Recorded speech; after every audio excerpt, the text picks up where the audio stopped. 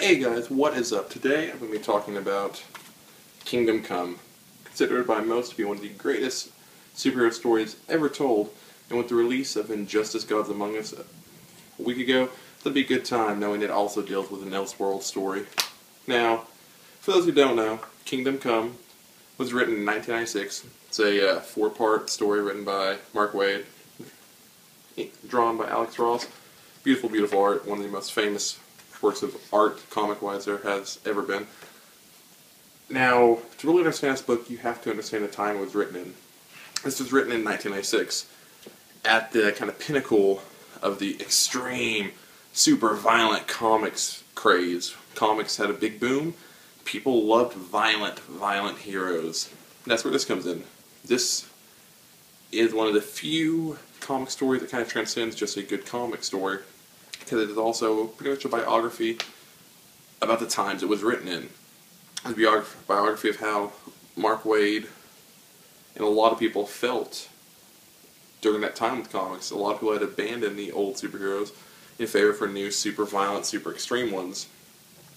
And that's why the story is as much an interesting story as almost a warning to comic creators about where we could end up if this keeps going. Now, the main plot of this is Spectre takes our POV character, Norman McKay, through a journey of seeing the different sides of this world. After Superman has retired and most of the Justice League has followed suit, a new wave of heroes have taken over, and they are extreme. They don't care about killing. They have no problem with it. They have killed many of the older villains that take pride in that. There are tons and tons of casualties in territory wars between heroes. And of course, Superman and the rest of the Justice League come out of retirement after Wonder Woman forces Superman to see what he has left in his absence. But that might not necessarily be the best thing, because when you are having a problem with superheroes fighting superheroes, more superheroes coming to save the day may not be the answer. That's ultimately what this book comes down to, story-wise, is humanity versus superhumans. Who is really in charge of the human race? Now, there are a ton more story elements that go into play with this. There are several levels of this. There are different factions. There are, of course, Superman's Justice League.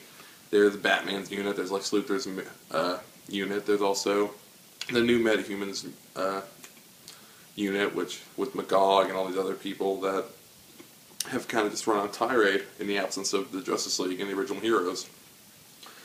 And this book has been out for a while, so I'm going to try to avoid big spoilers for those who haven't read it. If you're just wondering if you should buy it or read it, go out and get it right now. It's a classic tale. It is amazing, and may change your mind on how you look at certain heroes, such as Shazam plays a big part in here, and I won't spoil how he does, just because that is a major part of the story for those who haven't read it. For those who have, know what I'm talking about.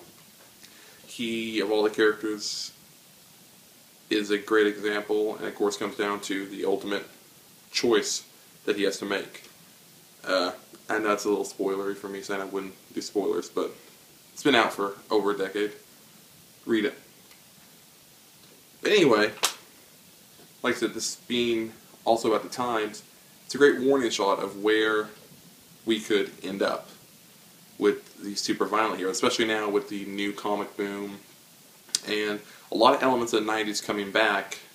A lot of the super violent edge, a lot of the lessening of the superhero morale. Books like these still need to be remembered because they are incredible lessons of what would happen. There are some great things, of course, about the story with the Trinity, also with Batman, Superman, Wonder Woman. With Wonder Woman fighting for control against Superman, even if she doesn't realize that she is taking control after she has been dethroned by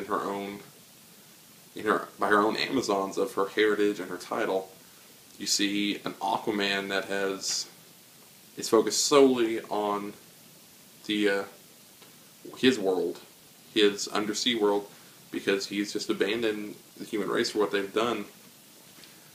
And it is a great story. You have to read it. If you have not read this, go read Kingdom Come. The reason I'm talking about this with Injustice, Injustice being an elseworld tale where Superman basically takes complete power.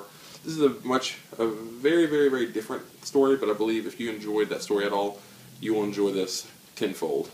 One of the greatest comics ever written. Go out and buy it today.